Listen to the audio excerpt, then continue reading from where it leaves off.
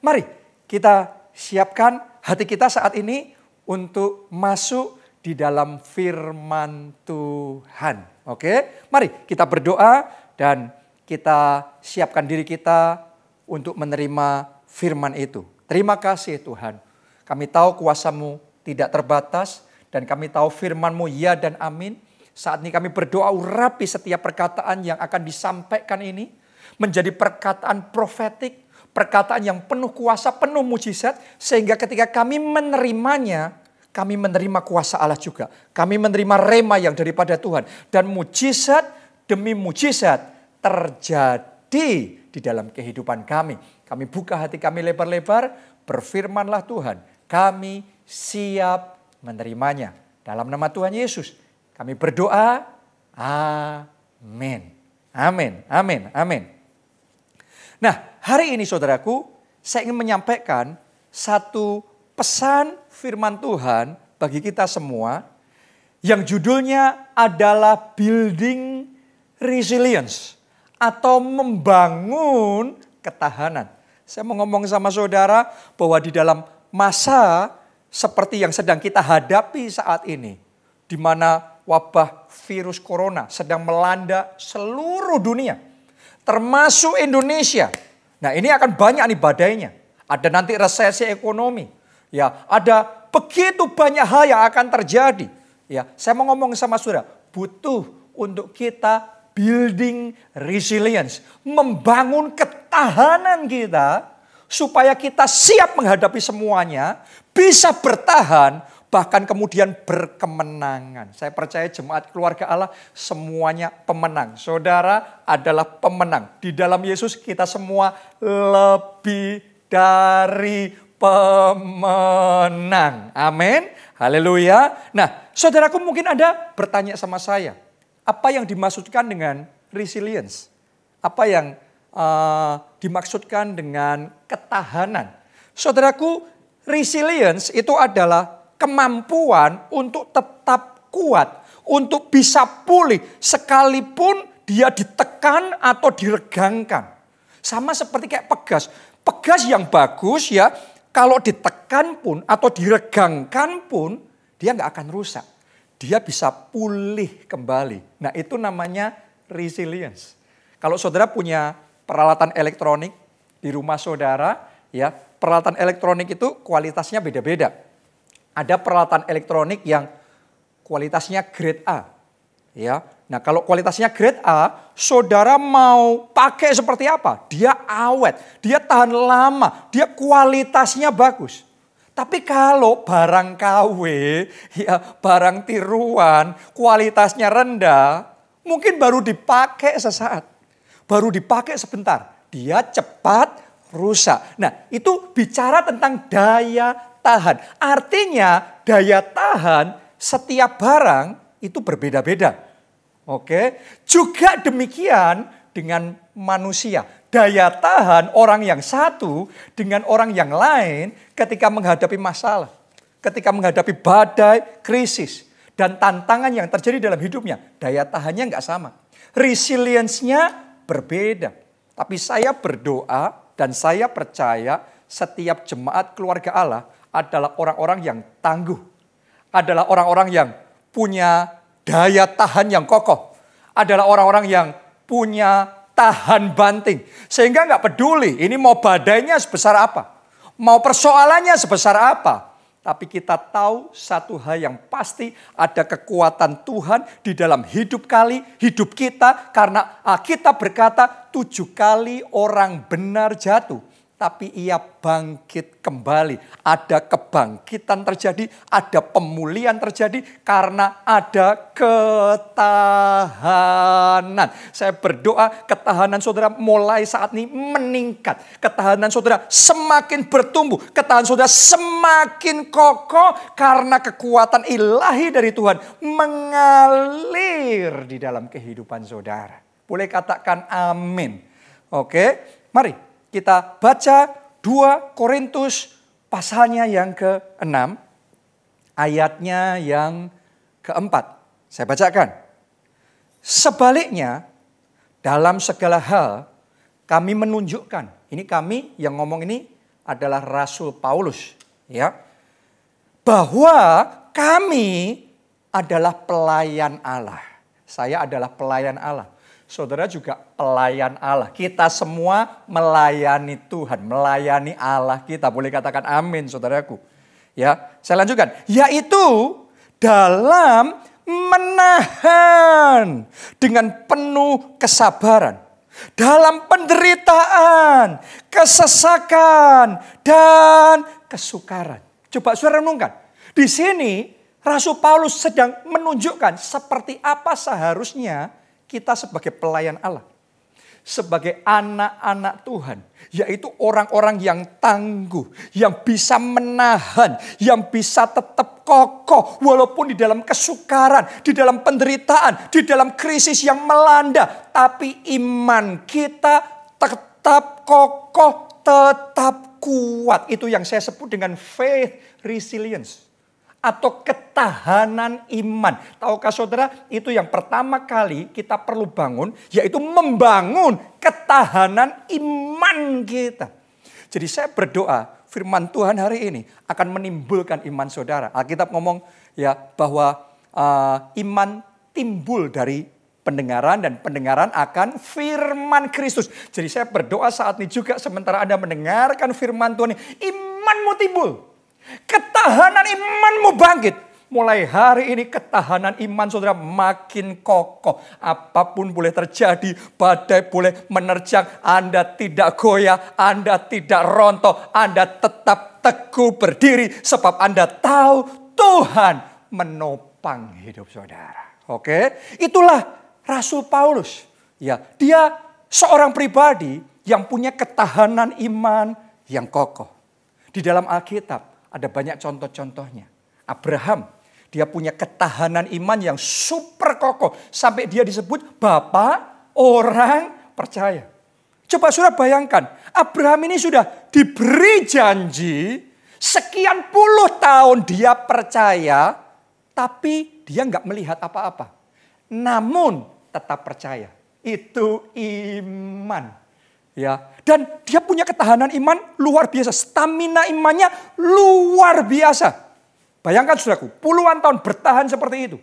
Ya, tapi tetap teguh, tetap kokoh, tambah percaya sama Tuhan. Doa saya, apapun yang terjadi dalam hidup saudara, Anda tidak mempertanyakan firman Tuhan. Anda tidak berkata, mana katanya doa orang benar. Bila dengan yakin didoakan besar kuasanya. Mana katanya tahun kemuliaan. Mana katanya Tuhan memberkati. Hari ini saya berdoa. Dan saya percaya apapun yang terjadi dalam hidup saudara. Imanmu tetap teguh, tetap kokoh. Anda berdiri teguh dalam iman. Dan punya ketahanan iman yang luar biasa. Oke, di Alkitab saudaraku banyak sekali nama-nama yang saya bisa bacakan sama saudara. Orang-orang yang punya ketahanan iman yang luar biasa. Ya, masih ingat nggak? Sadrak, Mesak, dan Abednego harus melalui dapur berapi yang menyala-nyala. Namun imannya tetap kuat. Dia tidak goyang nih. Dia tetap kokoh, berdiri, teguh dalam iman. Menjaga iman percayanya kepada Allah, apapun yang terjadi tetap percaya. Mereka berkata, kami percaya Allah sanggup menyelamatkan kami. Tapi kalau Allah tidak menyelamatkan pun kami tetap percaya. Saya mau ngomong sama saudara, hari-hari ini kita butuh iman seperti Sadrak, Mesak, dan Abednego yang berani berkata, aku tetap percaya. Tuhan sanggup menyembuhkan aku, Tuhan sanggup menolong pekerjaanku, Tuhan sanggup memberkati keuanganku, Tuhan sanggup memberikan keselamatan. Pasti terjadi. Kalau tidak terjadi pun aku tidak akan gentar, aku tidak akan mundur, aku tetap percaya. Dan Anda lihat, Sadrak, Mesak, Abednego yang mengalami seperti itu tidak ditinggalkan. Mujizat terjadi. Tuhan turut campur dalam hidup mereka. Saya percaya Tuhan turut campur dalam keluarga saudara. Tuhan turut campur dalam pekerjaan saudara. Tuhan turut campur di dalam kesehatan saudara. Di dalam kehidupan saudara. Amin. Jadi mari kita bangun ya resilience iman kita. Kita bangun ketahanan iman kita. Hari ini mari kita minta dari Tuhan yaitu DNA ilahi. Oke, kita butuh DNA yang tangguh, DNA resilience, sehingga di masa COVID-19 ini, ketika dunia dilanda dengan berbagai macam goncangan, yang lain mungkin rebah, 1000 rebah di sisi kiri, 10.000 rebah di sisi kanan, tetapi kita tetap teguh berdiri, iman kita tetap kokoh, kita tetap percaya, kita tetap memuji-muji Tuhan, kita tetap berdoa, kita tetap maju melayani Tuhan, kita tetap mengembalikan persepuluhan, kita tetap memberikan yang terbaik buat Tuhan, kita tetap bersaksi menyelamatkan jiwa-jiwa, nama Tuhan dipermuliakan melalui hidup kita. Itu yang namanya faith resilience. Itu yang namanya iman yang teguh. Oke, jadi mulai hari ini saya ingin ajak saudara hapus kata-kata menyerah. Hapus kata-kata habis dah. Hapus kata-kata bangkrut. Hapus kata-kata tidak ada harapan. Saya mau ngomong sama saudara, ya, apapun yang terjadi, jangan menyerah. Oke, sekalipun resesi ekonomi bisa saja datang, tapi jangan menyerah. Sekalipun saudara belum melihat janji Tuhan digenapi, jangan menyerah. Sekalipun Anda belum mengalami mujizat, jangan menyerah. Sekalipun kesembuhan belum Anda rasakan, jangan menyerah. Tetap teguh di dalam iman. Ya, di dalam Alkitab saudaraku ada satu kisah yang kita bisa pelajari sehingga kita bisa mengerti pentingnya mempunyai iman yang tahan banting, iman yang resilience, iman yang tangguh. Oke, jadi ini perbedaan antara imannya Saul dan imannya Daud. Ternyata imannya mereka menentukan hasil akhir dalam hidupnya mereka. Apa maksud saya? Ya, saudaraku, Saul suatu kali dikisahkan dalam Alkitab, dia berperang melawan orang Filistin. Dan ketika dia berperang melawan orang Filistin, dia jatuh, dia terluka. Ya, itu bukan luka yang pura-pura, benar-benar dia terluka. Tapi sayangnya, di dalam kondisi dia terluka, dalam kondisi dia terdesak, dalam kondisi dia terjepit, dia gampang sekali menyerah. Dia gampang sekali menjadi putus asa dengan situasinya. Ketika dia melihat ada orang lewat, dia ngomong, tolong bunuh aku. Ya, bahkan kemudian dia malah bunuh diri. Kenapa? Karena putus asa. Dia tidak dikalahkan musuhnya, terbunuh oleh musuhnya, tetapi akhirnya dia bunuh diri. Kenapa? Karena imannya nggak tahan. Jadi sudah putus asa di tengah jalan. Beda sama Daud. Kenapa Daud bisa mengakhiri pertandingan imannya di dalam glory, di dalam kemuliaan? Karena Daud punya iman yang resilience. Punya iman yang tahan banting. Mari kita baca di 1 Samuel 23 ayat 26 sampai 28. Ditulis begini. Saul berjalan dari sisi gunung sebelah sini dan Daud dengan orang-orangnya dari sisi gunung sebelah sana. Jadi ini Saul sedang mengejar Daud pada waktu Daud belum apa-apa. Ini Daud masih awal, Saul masih jadi raja. Oke. Daud cepat-cepat mengelakkan Saul. Tetapi Saul dan orang-orangnya sudah hampir mengepung Daud serta orang-orangnya untuk menangkap mereka. Wow, jadi Daud ini sedang dikejar-kejar, mau dibunuh sama Saul dan dia sudah sangat terdesak. Oke, orang Indonesia ngomong keadaannya Daud kefefet, saudaraku. Oke, itu situasinya Daud. Nah, mari kita lihat dalam keadaan yang terdesak itu, ya, luar biasanya Daud tidak menyerah. Ya. Bahkan situasi genting sekalipun, dia pantang menyerah. Saudara lihat apa yang terjadi. Ayat 27 dan 28. Ketika seorang suruhan datang kepada Saul dengan pesan, "Segeralah undur, sebab orang Filistin telah menyerbu negeri." Maka berhentilah Saul mengejar Daud dan pergi menghadapi orang Filistin. Itulah sebabnya orang menyebut tempat itu Gunung Batu Keluputan. Wow, ini luar biasa. Jadi dikejar, Daud tidak menyerah. Terdesak, dia tetap pantang menyerah. Sudah dalam kondisi yang hampir tertangkap pun di ujung tanduk saudaraku. Tapi Daud pantang menyerah, dia tetap percaya bahwa Tuhan sanggup untuk menyelamatkan dia. Dan benar saja pertolongan Tuhan datang tepat waktu. Saya deklarasikan di dalam nama Tuhan Yesus. Terima ini sekarang. Di dalam nama Tuhan Yesus, pertolongan Tuhan datang tepat waktu atas hidup saudara. Untuk keuanganmu, pertolongannya datang tepat waktu. Untuk kesembuhanmu, kesembuhannya datang tepat waktu. Untuk mujizat yang terjadi dalam hidup saudara, jawaban doanya datang tepat waktu. Dan ketika pertolongan itu datang dalam kehidupan Daud, Daud menyebut tempat itu gunung batu keluputan. Oke, itu mujizat yang dialami Daud, yaitu mujizat gunung batu keluputan. Saya berdoa saudara secara pribadi hari ini mengalami Tuhanmu sebagai gunung batu keluputan. Mungkin dari segala sisi engkau sedang diserang, diobrak-abrik secara keuangan, secara pekerjaan, mungkin secara pernikahan, secara keluarga. Semua masalah datang beruntun bersama-sama. Anda tidak melihat jalan keluar sama sekali. Tapi hari ini saya deklarasikan di dalam nama Yesus, gunung batu keluputan terjadi di dalam kehidupan saudara. Haleluya.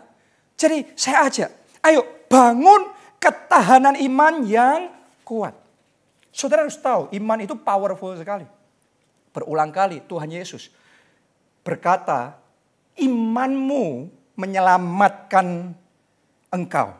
Kepada perempuan pendarahan, kepada Bartimius, kepada seorang perempuan berdosa pun, Tuhan Yesus berkata, imanmu menyelamatkan. Berarti Tuhan Yesus mengajarkan kepada kita bahwa kalau kita percaya, kita beriman, iman itu sanggup menyelamatkan kita. Iman kepada Tuhan sanggup menarik kuasa Tuhan bekerja, tangan Tuhan bertindak untuk menolong dan menyelamatkan kita.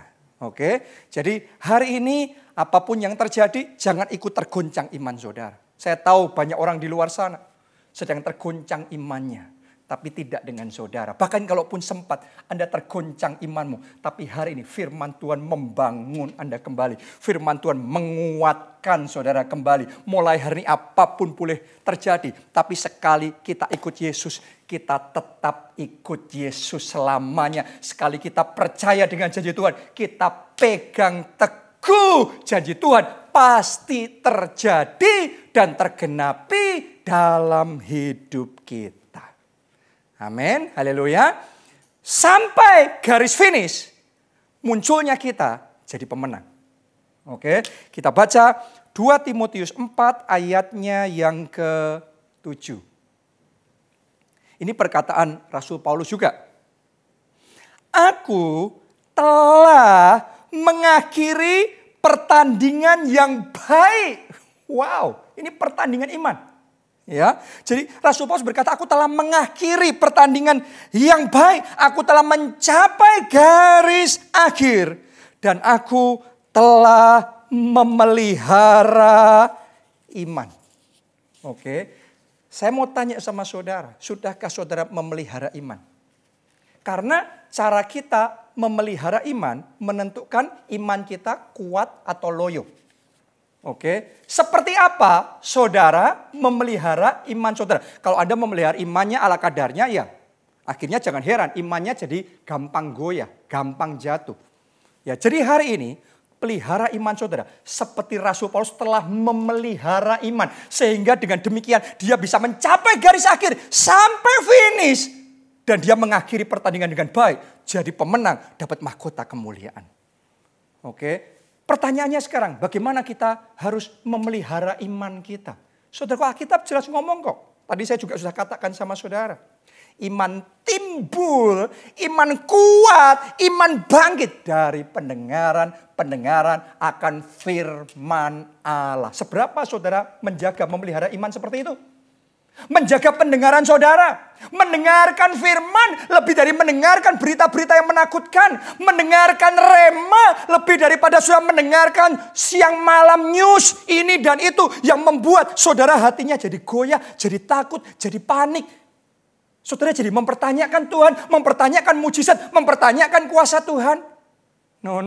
Hari ini kita semua diingatkan, pelihara imanmu, pelihara asupan rohani yang masuk di dalam hati saudara. Asupan rohani yang masuk di dalam spirit saudara, dalam manusia roh saudara, menentukan seperti apa engkau memelihara imanmu dan seperti apa imanmu bisa tetap kuat di tengah badai dan masalah yang sedang terjadi. Itu sebabnya hari-hari ini saya mulai digerakkan sama Tuhan ya untuk lebih banyak ya mengaktifkan JSM, Jonathan Setiawan Ministries, yaitu di sosial media, di Facebook, di Instagram dan juga di YouTube. Saudaraku, di sana kalau saudara ngikuti, Anda subscribe, di sana Anda follow ya, saudara akan mendapatkan ya, saya akan semakin sering ya sebisa mungkin, bahkan kalau bisa lebih sering, kalau bisa tiap hari, oke, untuk memberikan konten-konten yang ada di sana yang berisi dengan firman Tuhan, firman yang menguatkan, firman yang menyembuhkan, firman yang membangkitkan, firman yang menginspirasi. Saya yakin kalau saudara connect di situ, Anda dapatkan impartasi itu, iman saudara akan dibangkitkan, iman saudara akan diteguhkan, sehingga di dalam pertandingan iman ini Anda bisa seperti Rasul Paulus yang gak berhenti di tengah jalan, gak penyerah di tengah jalan, gak kalah di dalam pertandingan. Tetapi Rasul Paulus ngomong, aku telah mengakhiri pertandingan dengan baik, jadi pemenang. Doa saya, semua jemaat keluarga Allah, saudara semua dimanapun berada, Anda juga jadi pemenang. Bahkan lebih dari pemenang. Boleh katakan amin, saudaraku.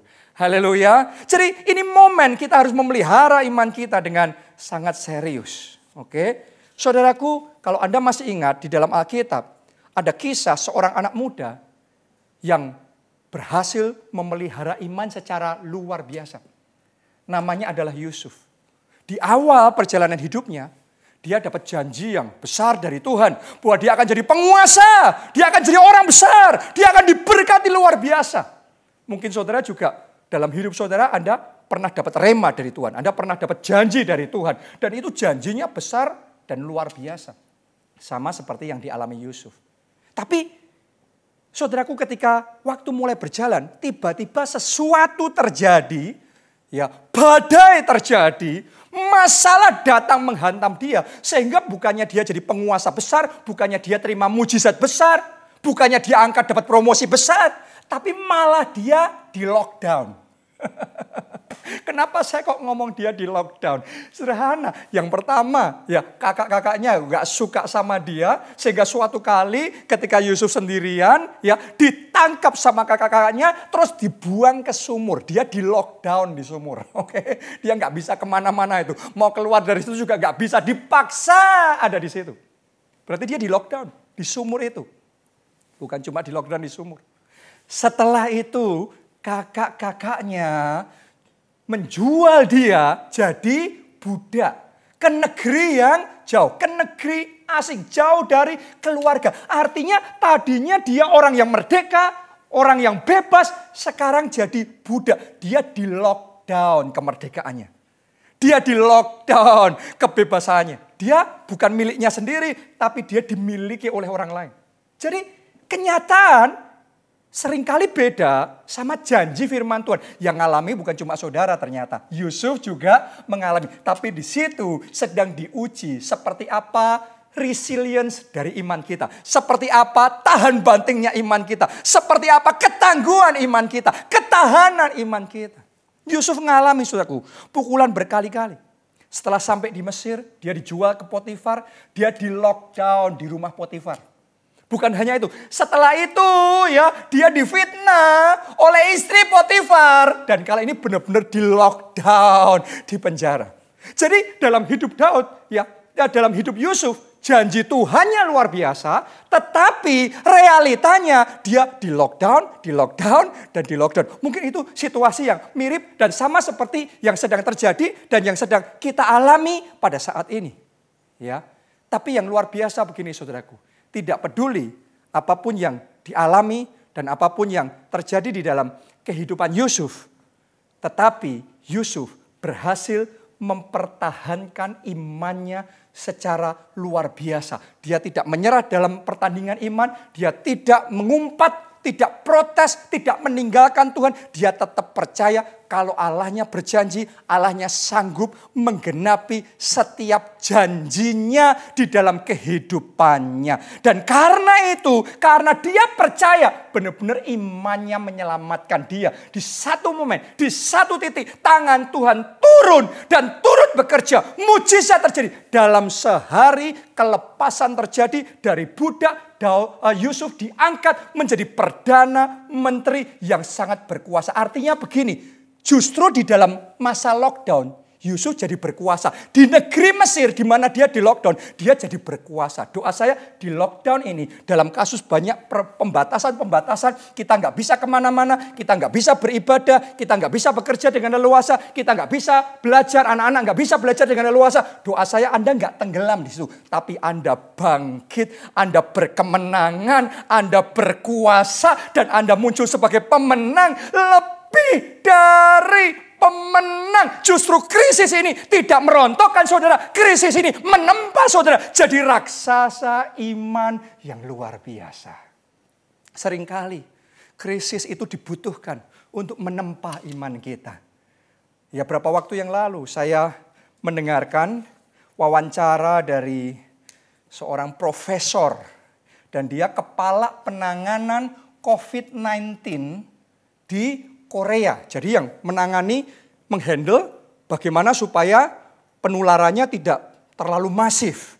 Dan saudara harus mengerti bahwa Korea itu salah satu negara di dunia yang dianggap paling berhasil di dalam menangani virus corona ini. Penyebaran penularannya berhasil dikonten, diatasi dengan baik. Ya, di negara ini, di dunia ini ada 4 negara yang dianggap berhasil. Ya, yaitu Korea, terus kemudian Singapura, terus kemudian China dan Taiwan. Ya, tetap itu terjadi penularan, tapi mereka paling ready, mereka paling siap mengatasi situasi itu. Sedangkan kalau Anda lihat di Eropa, di Amerika, waduh virusnya sama tapi ledakannya lebih masif, penularannya lebih masif, fatalitasnya lebih mengerikan saudaraku. Ya, dalam wawancara itu profesor ini dia ngomong, alasan kenapa Korea dan beberapa negara tadi berhasil mengatasi situasi COVID-19 ini dengan lebih baik adalah karena sekian tahun sebelumnya, dia ngomong, kami ini sudah menghadapi yang namanya virus SARS, virus MERS. Oke, jadi waktu itu mereka terpukul dengan virus SARS. Terpukul, itu krisis yang mereka alami waktu SARS, waktu virus MERS itu pukulan yang kuat. Tapi ternyata waktu mereka menghadapi pukulan, di situ mereka belajar. Di situ mereka mengatasi. Waktu krisis terjadi, di situ mereka mulai menumbuhkan ketahanan mereka. Mereka mulai menumbuhkan daya tahan mereka. Dan sekarang ketika virus corona datang melanda di saat dunia yang lain belum siap. Tapi mereka dalam posisi yang paling ready, paling siap. Ternyata krisis kalau kita responi dengan benar akan mendatangkan kebaikan. Saya berdoa krisis kali ini mendatangkan kebaikan juga di dalam hidup saudara. Gereja kita juga sama. Gereja kita juga mengalami situasi krisis ini bukan pertama kalinya sekarang. Memang ini yang sangat besar. Mungkin ini yang paling besar yang pernah kita hadapi di dalam sejarah perjalanan gereja kita. Tapi Anda harus tahu, sebelum ini saudaraku, kita sudah sering menghadapi yang namanya badai dan hantaman dan masalah dan krisis. Ya, berapa kali gereja kita ngalamin perizinannya dipermasalahkan. Ada juga tempat tertentu ibadah kita ditutup, dipermasalahkan terus ditutup.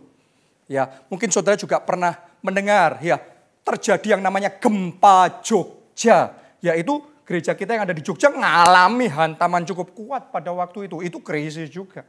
Ya, setelah itu berapa tahun yang lalu ngalamin lagi. Coba Anda bayangkan, di tengah ulang tahun gereja itu di Jogja, di The Star, saudaraku, satu tempat kita yang paling besar di sana, ya, itu tiba-tiba di tengah perayaan ulang tahun terjadi kebakaran. Coba Anda renungkan. Jadi krisis demi krisis, ya, masih belum terhitung. Krisis moneter 1998, wow, itu masif sekali. Jadi krisis demi krisis ini melanda. Tapi yang luar biasa saya lihat setiap kali krisis terjadi, bukannya kita rontok. Setelah krisis kita malah bangkit lebih kuat, bangkit lebih maju, bangkit lebih bersinar. Dan nama Tuhan dipermuliakan. Jadi saya yakin krisis COVID-19 ini memang hantamannya kuat sekali. Ya, kita ikut ngerasain juga tantangan yang sedang terjadi ini. Tapi saudara dan saya, jemaat keluarga Allah, kita bukan pecundang. Di dalam Yesus kita pemenang.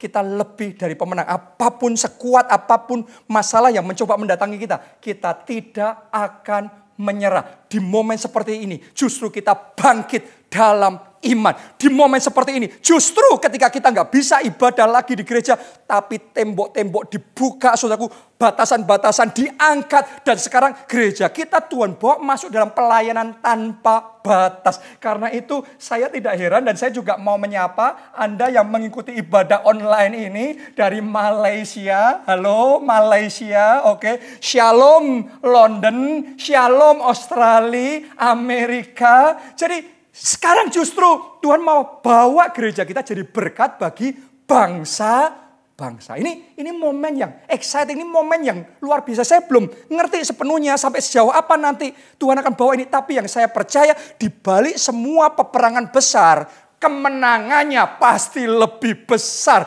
Mahkotanya pasti lebih besar. Dan itu juga terjadi dalam hidup saudara. Ada kemenangan besar, ada mujizat besar, ada kemuliaan besar. Amin. Karena itu, apapun yang terjadi di dalam kehidupan saudara, saya tantang saudara, jangan menyerah. Oke, mungkin saat ini saudara sedang dihadapkan pada krisis. Saudara dihadapkan mengalami sakit penyakit. Saudara dihadapkan mengalami persoalan yang begitu berat dan datangnya serentak bersama-sama.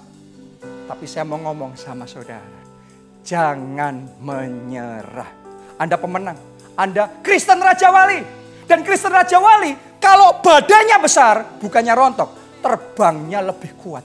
Terbangnya lebih tinggi bersama Tuhan. Amin. Jadi mulai hari ini saya ajak saudara hapus kata-kata menyerah dari kosakata saudara.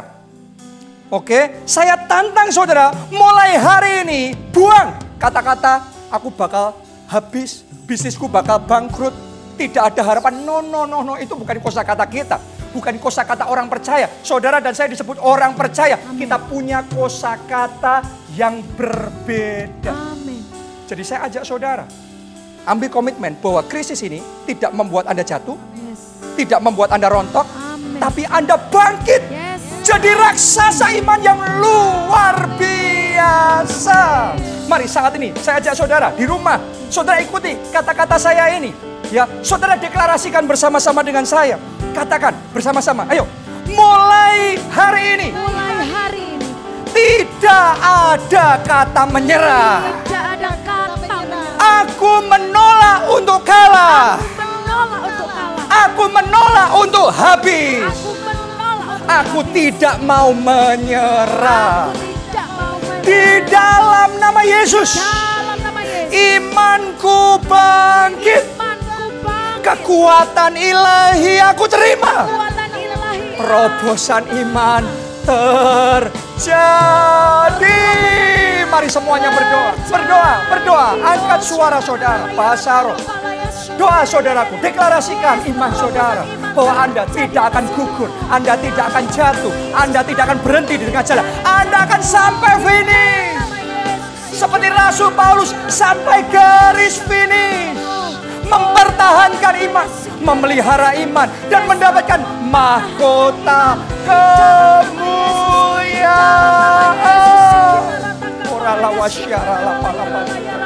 Mari semuanya berdoa. Oh